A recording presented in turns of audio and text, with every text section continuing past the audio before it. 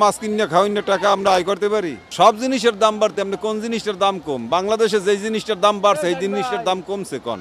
সরকার যদি ইচ্ছে করে এই সিন্ডিকেটগুলি ভাঙতে পারে না করবেন কি? মাছের আমদানি আন একটু কম। দ্বিতীয়ত মনে করেন শুক্রবার একটু সব জিনিসের একটু দাম বাড়তেই থাকে, সরকারি ছুটি থাকে কর্মকর্তাগো, এরা আসে বাজারে, এই সুযোগটাই দোকানদাররা লয়, একটু দাম বাড়তেই থাকে। আর মাছও একটু কম আসে, সীমিতের মধ্যে একটু ব্যবসা।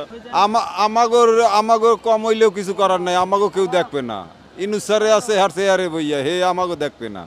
কি কইছি বোঝেন? আমরা ওই মাছ বাড়লেও যাক কমলেও হ্যাঁ, আমরা মাছ কিনে খামো, মাছ কিনে খাওয়াইনে টাকা আমরা আয় করতে পারি। আমরা 500-700 টাকা আয় করি, সংসার চালাম না, মাছ কিনে খামো। 1 কেজি মাছ কিনতে গেলে 300-400 টাকা লাগে। কই পাবো এত টাকা আমরা? সব জিনিসের দাম বাড়তে আপনি কোন জিনিসটার দাম কম? বাংলাদেশে যে জিনিসটার দাম বাড়ছে এই জিনিসটার দাম কমছে কোন জিনিসটার দাম কমছে? সরকারের করা উচিত, মানে সরকার সবকিছু পারবে, হে সবকিছুর ঊর্ধ্বে, সরকারের ঊর্ধ্বে কেউ নাই। সরকার যদি ইচ্ছে করে এই সিন্ডিকেট গুলি ভাঙতে পারে না করবেন কি? সরকার এগোদারে জিম্মি, এরা সিন্ডিকেট করে একটা ব্যবসা করে, নিয়ে সব মাল মজুত করে আটকাইয়ে রাখে। চাউল 5 বছর ধরিয়া আপনার মিলে হইবে, যা হইবে হেয়া 1 লাখ টাকা দিয়ে কিনে নেয়, চাউলের দাম বাড়াইয়া লাই।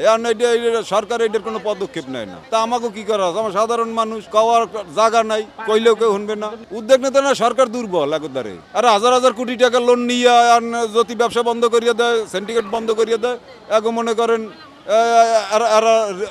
ঋণ দেবে না, লোন দেবে না।